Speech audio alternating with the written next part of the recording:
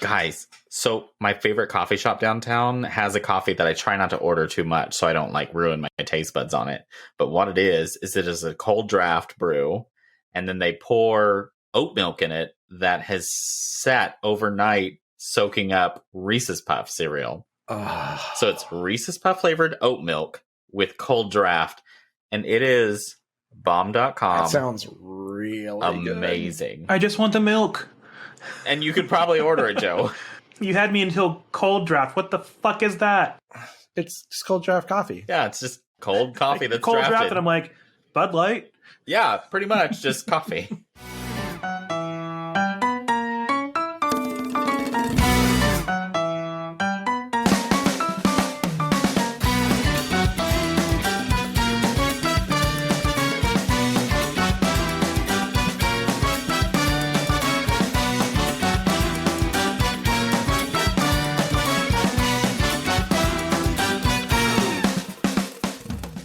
And welcome back. Hello! We're back again for episode 8. Is it already episode 8? It is. Wow. Well, in case you forgot, I'm Jay, and I'm also a slut for KFC mashed potatoes and gravy. Ooh. And I'm Anthony, and I'm that extra 5-layer burrito you're going to regret ordering. Never regret that. Joe, that wilted bag of spinach that you're going to replace with that new bag of spinach because you're really going to try this week. And if you haven't already guessed, this week's sundry item is food. Oh, man, I'm so hungry, even though I just ate. Well, good thing it's time for another lunch break here at Beards and Sundries. Well, this time it's liquid lunch. Ah, liquid lunch. Mimosa. Oh, water. Water. Spiked lemonade with no orange juice whatsoever. So, Joe, what's a sundry? Oh, what's a sundry, you ask? Well, Yeah, tell me more. you know, guys, if you're new to our show and you're wondering what the hell a sundry is, sundry comes from an Old English term meaning odds and ends. Today, it's used mainly in retail as a way to group together items that otherwise wouldn't have a group of their own. wow. As 3 gay men with beards, we are using it to group together the wide range of topics that we cover. By the way, I don't know if you noticed, but I got my beard groomed this week, so I don't look like this disheveled bitch. Oh, it looks a lot more trimmed. Yeah, it looks better. Yeah, I got it all cleaned up. You're looking very sausalise. Thank you. Oh, thank you. Very acute. Well, Got the beard done and the hair done, and what a great week. I am in need of a haircut, but I'm trying to wait a little bit longer because Joe and I have a trip to Minneapolis, Minnesota coming up. So, if you have any listeners who are in Minneapolis, Minnesota, hit us up because we're going to be up there next month. And I had to get all my hair cut because as of this recording, leave in a couple days for Vegas. ooh, Sin City. Lots of sinning. Lots of buffets. There's even In-N-Out Burger over there. Jay, what sins are you even going to commit over there? I'm a really good boy, so I probably won't commit anything except gambling, alcoholism, and something else. Third one's always a surprise. So it's cocaine, right? Oh, or I come back married, and I'm like, well, this didn't go right. Well, make sure you don't forget to put on your CoverGirl Wet Spitzers before you go down to the gambling tables. So what is one of you guys' favorite foods that you had growing up? Like, what'd you grow up on? I would have to say mine. And Jay, don't say Schwann's. It's not Schwann's, but even though every doctor says, no, don't do it, my favorite, absolute, just favorite meal ever, fried chicken, mashed potatoes and gravy, peas, biscuits. Oh my God, yes. I have to eat it very minimal because otherwise, I will immediately die of a heart attack. But it is one of my favorite dishes whatsoever.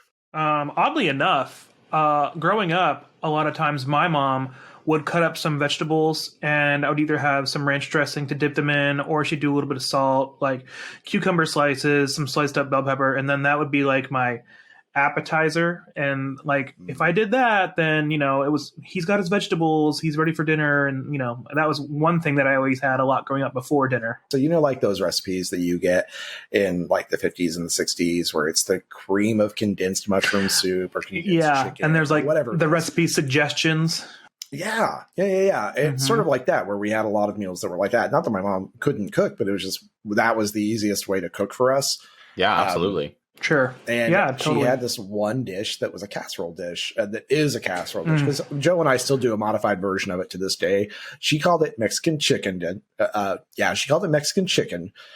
Yes. But I could eat entire casserole dishes full of that to this day. That does sound good.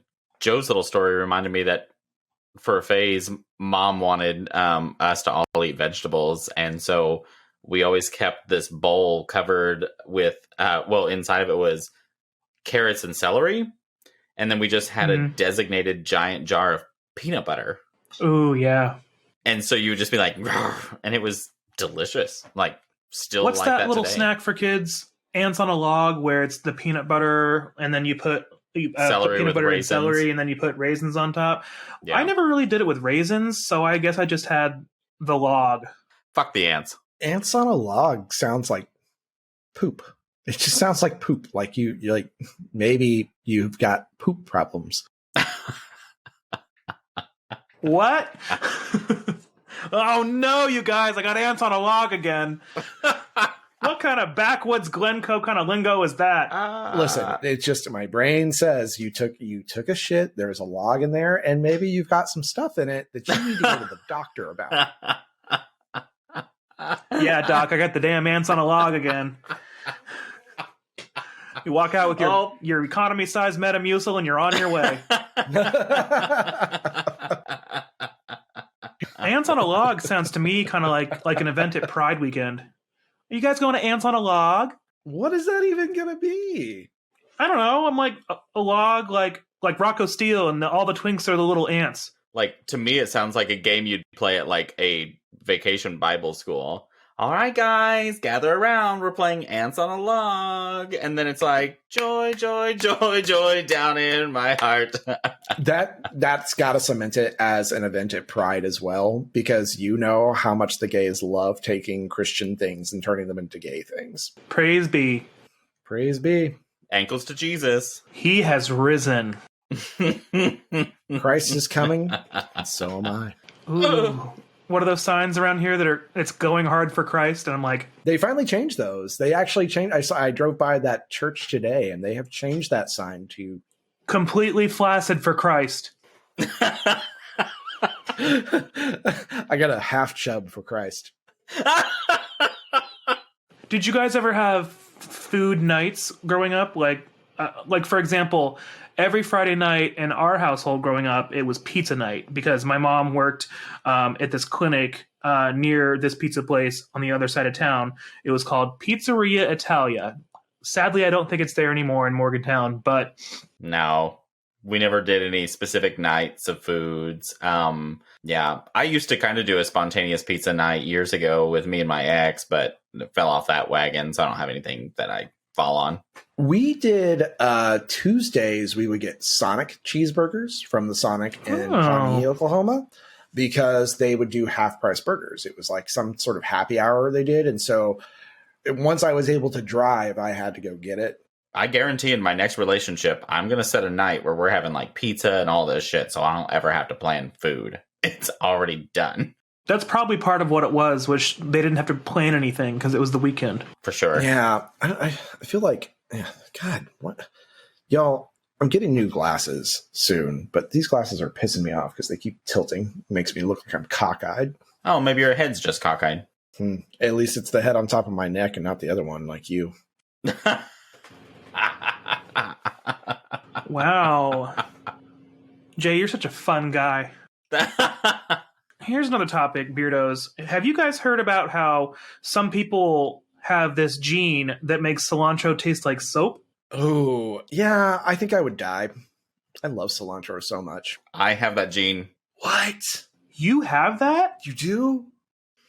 I can eat it. Oh my God. But I don't enjoy it. It tastes like I'm eating Dawn dish How soap. do you survive eating Mexican food, like Tex-Mex? You just go through it and think that you ate something off a dish that they just pulled out of a dishwasher. Because I never understood why people loved cilantro so long until that article came out several years ago saying that there's a gene out there about that. And I'm like, excuse me? Oh my God, people don't taste soap? Freak. Listen, that's not my first diagnosis of something rare, so I'm used to this now. Yeah, bent penis head was his first diagnosis or something like that. But it hits the spots. So do you guys have any dishes that you land on like a regular basis that you love to cook? Anything like that? So you guys know that I have an obsession with macaroni and cheese, of course. What? So I created, back while we were living in Stillwater, Oklahoma, this was what, Anthony, around 2012? 2012. I created a dish when I was drunk one night. So basically it was wagon wheel pasta. Of course, I would do a huge ass block of Velveeta, some fire roasted tomatoes in the can that I would strain. Also the same thing with some mushrooms. And then I would take some meatballs when they were warm and they had some color on them. I'd cut them in half and then I would just combine all of that together just with my spoon in a giant pot. And I just started calling it Joe's Meaty Mac and Cheese. And I've made it a few times and it's always a big hit. That sounds so good. Yeah, it's more delicious than it has any right being. Well, and I actually do the same thing kind of with mac and cheese, where I'll kind of make that my base, and then I'll cook up a meat of some sort, throw it in there, and I'll usually throw in vegetables. And it's kind of like a very sophisticated, well, Velveeta makes the same thing, but hamburger helper. It'll be something of that sort. Oh, yeah. But I'm basically making my base mac and cheese and just adding to it whatever I feel like at the moment. Yeah. There's a great page in my Delish cookbook. Delish, sponsor me. Julia, I love you. Keep trying everything.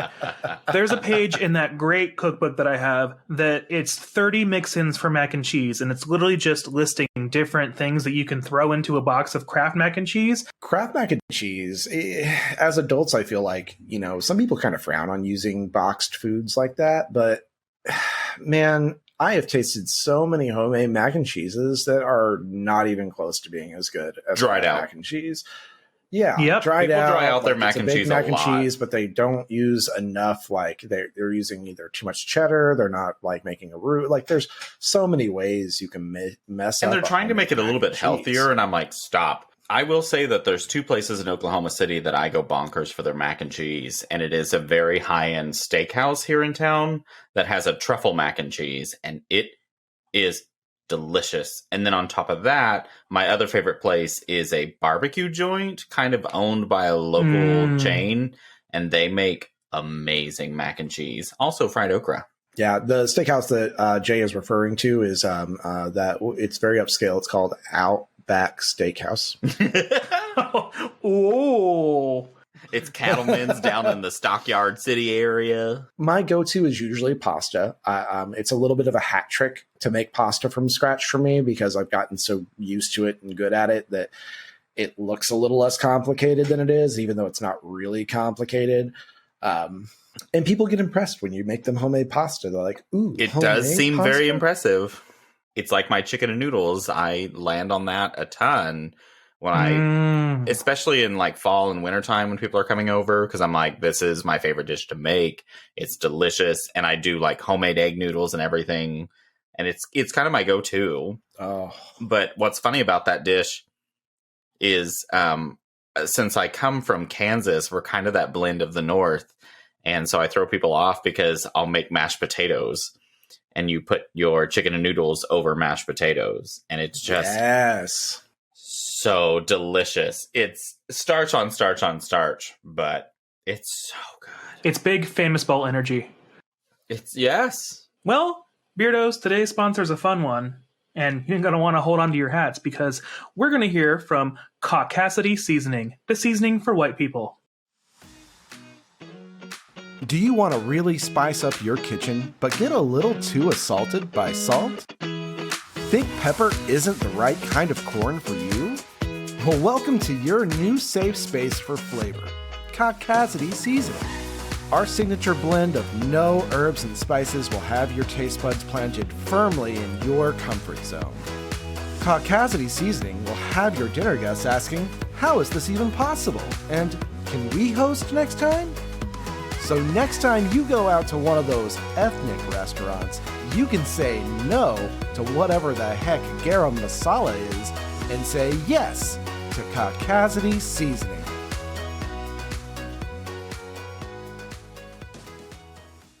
I just love caucasity seasoning. It tastes a lot like salt, but if there weren't any salt. It always makes me think, you had the caucasity? I really love it because I sometimes eat parsley and I'm like, this is a little much. That's that zesty blend. Ooh, is that salt? I want some caucasity, please. Excuse me, waiter. Do you have any caucasity? This is a little over-seasoned, and I need to dumb it down. What's your favorite local spot? Oof, that's tough. That's so tough because it depends on my mood. For me, I hope someone listens to this from this restaurant because it's one of my favorites in town, and I have friends that love to go to it, and it's called New State Burger, and it's in our Plaza district, and they make like burgers and homemade chicken nuggets, but their bar menu is also fantastic, but it just looks like this little grungy hole-in-the-wall little place. Those are some of the best places. Absolute favorite, though. Next time we're down there, we'll definitely go there. It was right across from the Mule, so yeah, we'll definitely go. Oh, well, we could have gone there last time. Yeah, you guys made me go to the Mule. I would say my favorite by far is a place called Arnold's. They're in West Tulsa, and they have flat griddle style pressed burgers, and they have their original grill from 100 years ago. So you can taste all the flavor in there. They have big, wide burgers. You can get double meat, double cheese. They make their own cherry limeade. Yum. Every time we've gone, it's been super solid, and I always love to go there. Yeah, that is a really strong go-to for us. I think the one local restaurant that I would absolutely keep over all the other ones would be Nola's. Ooh, yeah. Cajun/Creole restaurant. They have this dish called the Voodoo Chicken that is fried chicken with a Mornay sauce that has lump crab meat and shrimp in it. Oh, it's out of this world. It is so It's life-changing. When people come to town, it's one of the first places I want to take them because it is so good. And I often regret that the first thing I ordered there was the Voodoo Chicken because now I don't want to order anything else. Yeah, that's what sucks is, like, I pick my burger place because I love that place and it pops in my head a lot. But in Oklahoma City, we have just this vast selection of restaurants, local. And I love it so much. I feel very blessed here with those options. Tulsa has come a long way too. So, we've got really great local options for almost anything. So here's a topic that I feel like I might be in the minority on, and that would be team coffee versus team not coffee. And I am fairly staunchly not coffee. All right. So from my perspective, if you do not drink coffee, then you're pretty much trash to me. And I'm only talking to you because I have to be nice to you now. Because I drink more coffee than my cardiologist probably recommends. But there's a coffee shop here downtown that they asked me the other day. They're like, do you live in the apartments right next to us? And I was like, no. And they're like, well, you're here all the time. And I was like, yes. And they're like, do you just love us? And I was like, yes, that's why I'm here all the time. I live 15 miles away and I still stop here. I just never acquired the taste for it. The military is where I learned to drink coffee. And if you can drink Army coffee, you can drink any coffee. So I have heard that. My office job is where I started. I've been with my company for 11 and a half years now. And when I started, I mean, it was basically sugar creamer and then like a splash of coffee. And over time, you develop into the life of going black coffee, nothing in it, which is where I've been at. I even tried that. And then I just kept thinking, man, my cream and sugar tastes like coffee. Ew. And I could never get over it. I just couldn't do it. God, I love it. I am one of those people that lives for like the holiday season coffee, not because I want pumpkin spice, because pumpkin spice is good. I know people like shit on it all the time. It's good. It's really popular. Fuck off. It's great. It is good. It's a good flavor. You only shit on it because it gets popular, and it's popular to shit on it. But it's a good flavor. Get over it. But my favorite, the peppermint mocha. That's my favorite one. I do love peppermint mocha coffee, and I'm not usually a mocha coffee person. Guys, so my favorite coffee shop downtown has a coffee that I try not to order too much so I don't ruin my taste buds on it. But what it is it is a cold draft brew, and then they pour oat milk in it that has sat overnight soaking up Reese's Puff cereal. So it's Reese's Puff flavored oat milk with cold draft, and it is bomb.com. That sounds really amazing. Good. I just want the milk. And you could probably order it, Joe. You had me until cold draft. What the fuck is that? It's just cold draft coffee. Yeah, it's just cold coffee that's cold drafted. draft, and I'm like, Bud Light? Yeah, pretty much just coffee. It's probably a lot more complex than that, and I'm sure I'm minimizing somebody's job out there who's like, I go through this rigorous process to make cold draft, and it's not just that. I have to literally sit on a bike and pedal so I can keep the cold coffee fluffed. Well, guys, as of this taping, we have currently surpassed the 700 mark for followers on TikTok. Yay! So we just want to give you guys a huge thank you. We really appreciate it. We love all the attention. We love attention. We love all the comments. We love all the feedback. We love what you guys are bringing to us. So I would like to take a minute to talk about a couple of TikTok channels that I really like. Some food-centric channels that I always click like on their videos. I always love to share them with friends. Can I steal your thunder on one?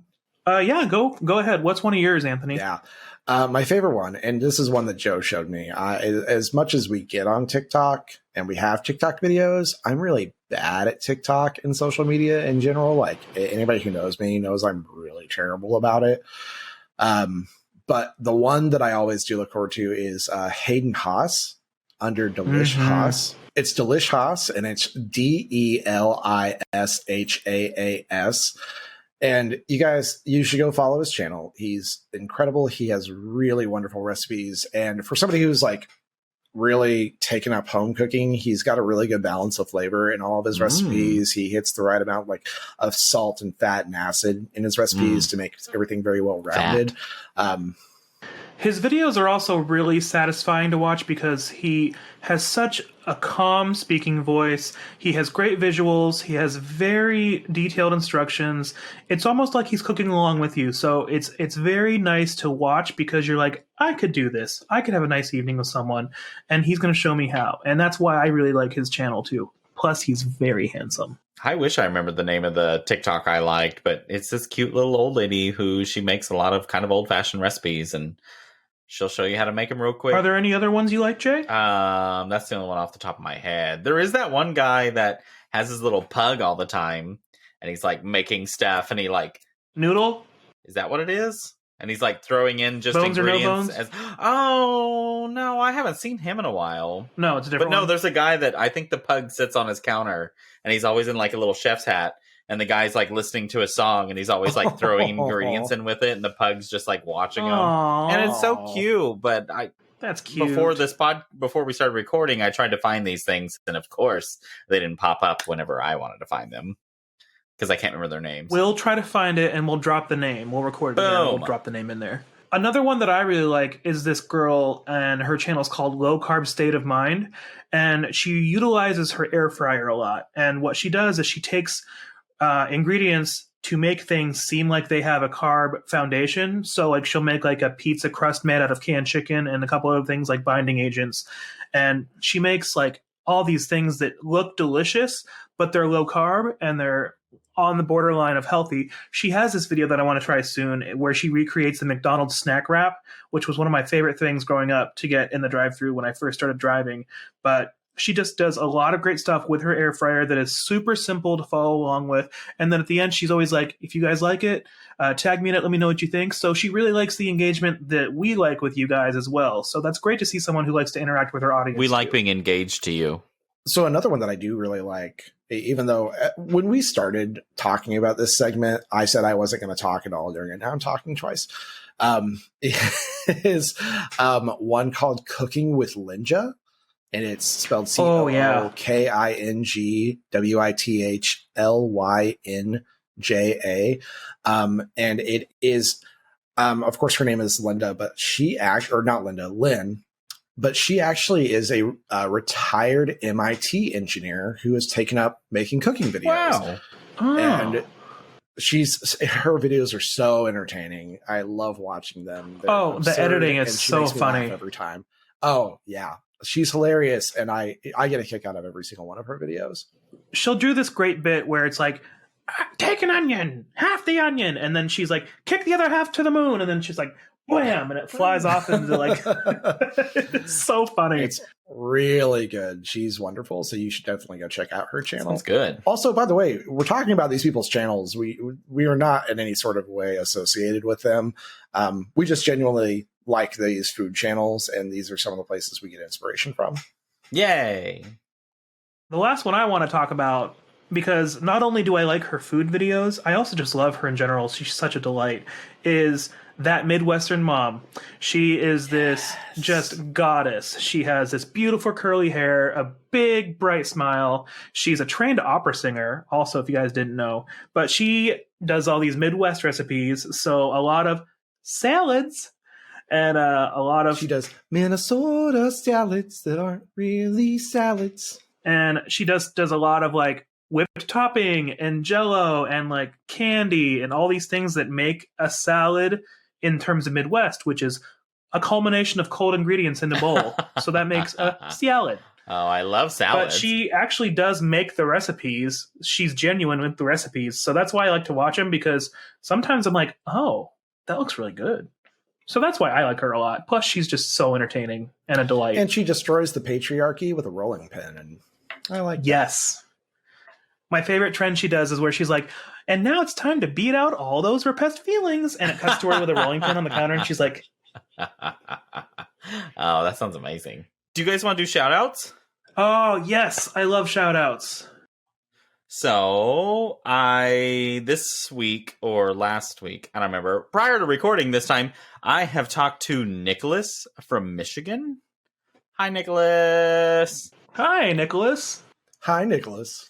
He's probably going to be sitting by the pool when he hears this. So kudos to Nicholas. Oh, jealous. Also, I talked to my friend Toby, and he confirmed that our Scotland people have listened. Oh. But we haven't heard from them yet, so I really hope we hear from them. And then last, this is kind of a personal shout out for me, because I recently guest hosted on I was a guest. I shouldn't say guest hosted. I recently was a guest on a podcast called Life's But a Song podcast. And oh, yeah, that's right. Yeah, it's from a guy named John out of New York. And he talks a lot about musicals each episode. And I had a ton of fun recording it. We talked about Hello, Dolly. And my episode... which is way different than Hat recording this with us. And yeah, he's really experienced with it. And we're just like, what are we doing? No, I'm kidding. But... God, you're such a fucking bully. Yeah, what a dick. But my episode airs on the 25th of August. So you can listen to me also babble on somebody else's podcast. So you guys want to go play a game? Yeah, let's do a game. Joe, what do you have for us today? You're the game master this week. You're the gay master this week. The gay master. So this week's home created game is another round of Smash or Pass. And this week we're doing food items. Hell yeah, I'm going to smash them all. Smash or Pass, food items. Number 1, Alfredo sauce. Smash. Smash. Smash. Smash. 100% smash. I'm going to smash that all day. Number 2, kimchi. Pass. Smash. Smash. Jay, what are you looking like that for? I guess I'll pass. Pass. So what's the pass for? I've tried to try it a couple times. I just don't like the flavor profile. It's just not for me. It's sour. It's pickly. I just don't like that kind of flavor profile. Yeah. It's one of those situations where I'm just like, I don't care for it that much, and I've never go, I crave that, so I'll just pass. Get in the comments. Kimchi's great. Number 3, spray cheese. The cheese in a can. Smash. Oh, smash. Smash my little heart out. right into my mouth. I hate how much I love it. I cannot tell you how many times we have bought some spray cheese from the store, thinking we're going to sort of like partition it out over time and eat it as just a little bit of a snack. But then one night, one sitting. But one whole evening, we make it all night. And I'm like, ooh, and I put it on Ritz, and then I make little sandwiches out of it because, oh my God. Sometimes I'll be craving it.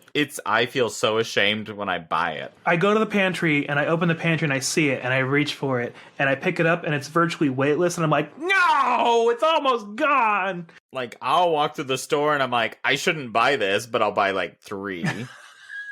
I can't buy 3 at a time. And then you're watching me at home going... They're just like on a utility belt and you're walking into a Western saloon. I'm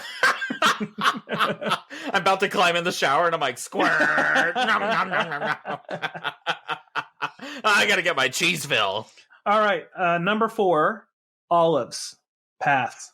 I don't get it. It's a texture thing. I don't get it either. There's supposed to be this salty thing to add to your food. I'm just like, I can handle black olive a little bit better than green olive, but I still don't. Nah.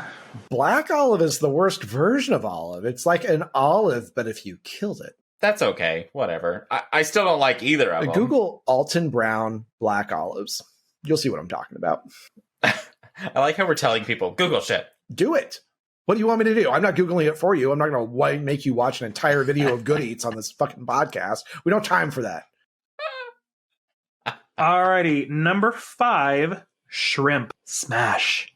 Oh, smash. Smash. Smash. Absolutely smash. I always think of the Forrest Gump scene, the classic fried shrimp, shrimp scampi, butterflied shrimp, bacon wrapped shrimp, shrimp Alfredo. All I can think of is how whenever I was in high school and I went to Breckenridge, Colorado and had Bubba Gumps and thought it was the most amazing restaurant in the world. Then a few years ago, I went to Galveston, Texas before a cruise and I was like, everyone, we have to go to Bubba Gumps. You're going to love it. And it was the worst place I've probably eaten at in years. I feel like we could do an entire episode of cringe restaurants that you thought were like the creme de la creme. Oh, hell yeah. Places you were like, this is it. This is the fucking place. I'm taking you to Cheesecake Factory. I'm taking you to Olive Garden. Number 6, beets. I'm going to pass. I'd smash a beet. I like them when they're prepared right. So number 7, avocado. I'm going to say pass with a giant asterisk next to it. And I have a reason why. I know your reason, but I'm going to smash avocados regardless. Absolutely. I literally buy it from Sprouts called Avocado Smash. Did I say pass asterisk? You said pass asterisk. Okay. I'm going to say smash with a condition. Okay. So I like avocado when it's smashed to make guacamole. I don't like avocado by itself. I like avocado as part of guacamole, as the foundation of guacamole. I don't like plain avocado. It just doesn't taste like much to me. So here's the thing. In much the same way that you wouldn't eat a raw shrimp and you would eat prepared shrimp, avocado is much like that for me. So think, Joe, of not necessarily guacamole, but think of that avocado and tomato salad I make with lemon vinaigrette. Yeah, I like the tomato and onion. It's great. Oh, shut up. That's a great salad. It's a fucking great salad. It's a great salad. It's fresh. So you're right then. Yeah. Tangent. Guacamole with tomatoes or without tomatoes? Ooh, with tomatoes. Definitely. Oh, I'm fine either way. But if you had to pick one. Guacamole with tomatoes, because I go with a smooth guacamole with tomatoes over a chunky guacamole without. Yeah, so I'm a person that likes the color mixture, and I think that's one reason why I love the salsa mixed with the guacamole. It just adds more to it. It is a science fact that things that look appealing are more appealing. They will taste better to you because they look more appealing. Oh, that is my dating profile. Jay's dating profile says, "Don't look at me. It'll be a lot more appealing."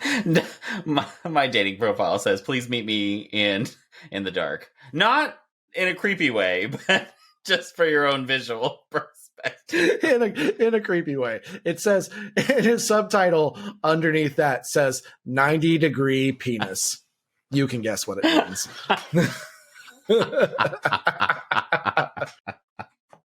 All right. So number 8, deviled eggs. Smash. Oh, fuck. Yes. Smash. You know, I don't like relish in deviled eggs, but I wouldn't avoid a deviled egg with relish. No, the same thing. True. If the deviled eggs with relish are the only ones there, I'll eat them. But if there's a choice between the two, I'm getting the ones without relish. I'll put it in my mouth. Okay. Number 9, getting away from relish. I'm going to say number 9 is pickles. I'm going to pass.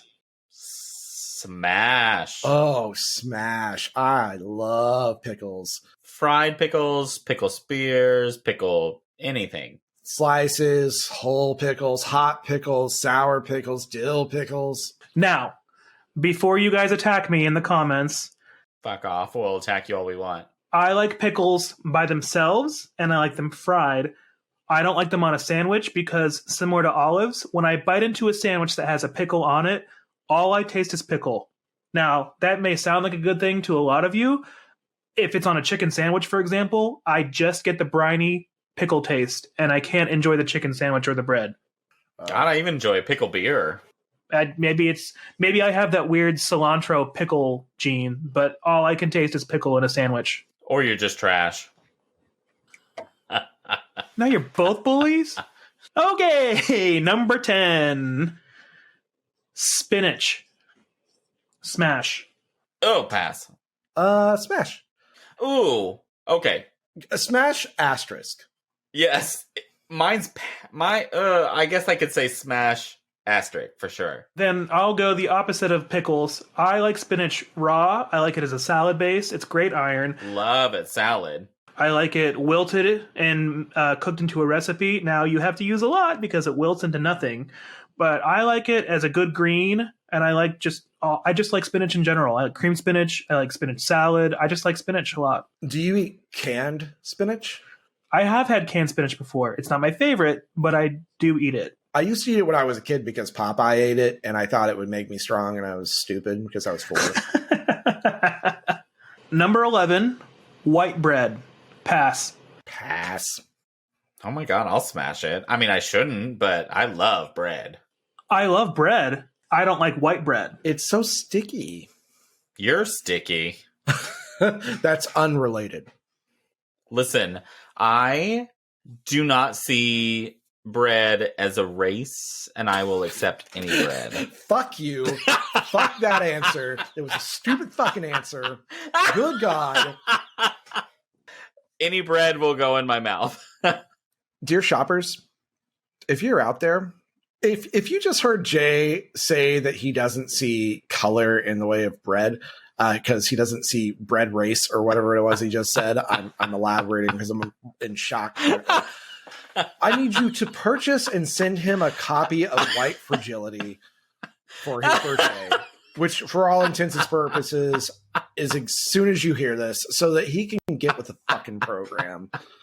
Yeah. Even though we're all white bread, I don't like white bread. I love white bread. I just love bread. I don't care what it is. I'm a pan-breadual. It keeps getting worse. The joke keeps getting worse. Okay, we have one more controversial topic. I saved the best for last. Number 12, pineapple on pizza. Pass. I get it, but it shouldn't be hot. Now that we're talking about this, is there any sort of fruit that you would eat hot that isn't like a tomato? The only thing I can think of is like cobblers, where you're getting like peach, blackberry cobblers and all. Oh, yep. Fuck what I just asked. That's a moot point. I love cobbler. I love desserts. I've got some. Yeah. Okay. Yep. Listeners, I really want the listeners to tell us, though, what is your perception on pineapple and ham pizza? What's the appeal of pineapple on pizza? Because I don't get it. And I've tried it several times, and I just don't get it. Do you guys want to hear a couple Bring It to Ring It's that I heard this week? Ooh, yeah. What's our user-submitted stuff for this week? So this week, Derek from Indianapolis sent us a Bring It to Ring It. Derek. Hello, Derek. Hi, Derek. Oh, hi, Derek. Are you ready? His 3 items are WD-40, a large eggplant, and an R. Kelly CD.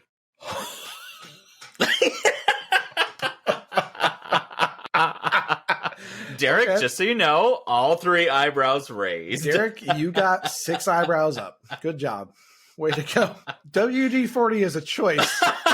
Not one I would have made, but it's a choice. And There's other options, but WD-40 works. you know what? WD-40 works every time, so respect. Our next suggestion is George from San Antonio, which Hi, George. Thank you. Hi, George. he heard of us because of his husband introduced us, introduced us to him, and his husband's name is also Anthony. So hello, George and Anthony. It's a great name. Yay! Anthony, hi. And their 3 items were a shower curtain, a dog collar, and soy sauce.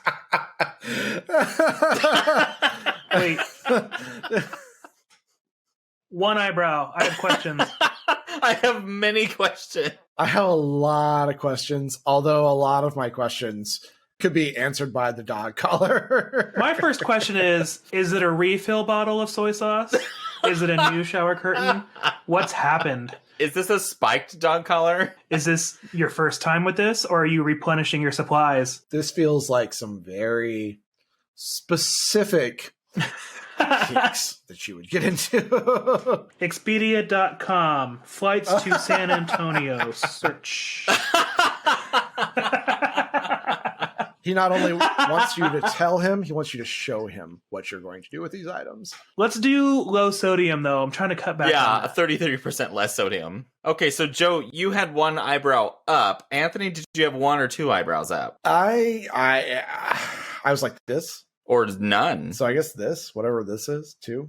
That looks like 2 eyebrows to me. Okay, so George, you got 5 out of 6 eyebrows up, so almost. Yeah, you can get the other half of Joe's eyebrows if you show him what you mean to do with these items.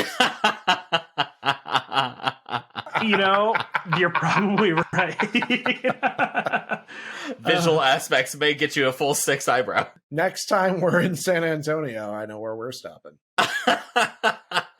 And once again, our user submissions are telling us everything we need to know about our fan base. And we love it so much, guys. I can't even tell you how much that we enjoy hearing from you guys. Well, Beardos, there's the music, and you know what that means. Ugh. Lunch break is coming to an end. I don't want to go back. But we had a lot of fun this week. Management called me up front. They said there's somebody waiting in line that has a shower curtain and soy sauce and some and a dog collar that needs to get checked out. So I'll go check on that real quick.